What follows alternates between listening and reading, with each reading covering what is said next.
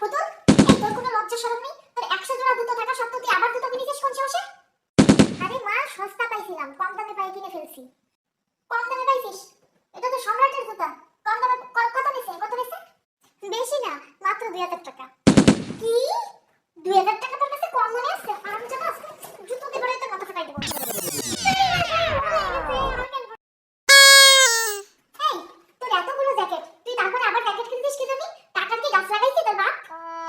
আরে মা, সস্তা পাইছি তো, সস্তা পাই কিনে ফেলছি। আবার সস্তা পাইছিস তুই? তোর জন্য কি দোকানদাররা সবকিছু সস্তা রেখে দেয়? তা কত নিল? এটা আবার কত নিল? সত্যি মা, একদম সস্তা, ফুটপাতে বিক্রি হচ্ছিল। সত্যি কথা বলি মা, জুতোতে বাড়াবে না। জুতার বাড়ির কথা মনে আছে তো? কত দিয়ে কিনেছিস? সত্যি কথা কর। আমি জানো জুতোতে বাড়াই তোর মাথা ফাটাই দেব। সরি মা, সরি, ভুল হয়ে গেছে। 200 টাকা মা, 200 টাকা, 200 টাকা নিছে মাত্র। তাই নাকি? মাত্র 200 টাকা। ভালো হয়েছে না? হ্যাঁ, খুবই সুন্দর। টাকা হিসেবে মাশাআল্লাহ অনেক সুন্দর। তুই এক কাজ কর, তুই আমার জন্য, তোর খালার জন্য আর তোর নানির জন্য এই একই রকম একটা অর্ডার দিয়ে দে। হ্যাঁ, Oh my god. আমি তো এটা আমি রেখে দিচ্ছি, তোর 200 টাকা দিচ্ছি, তুই কালকে একটা কিনে নিস কেন? ফাইন, সুন্দর হয়েছে।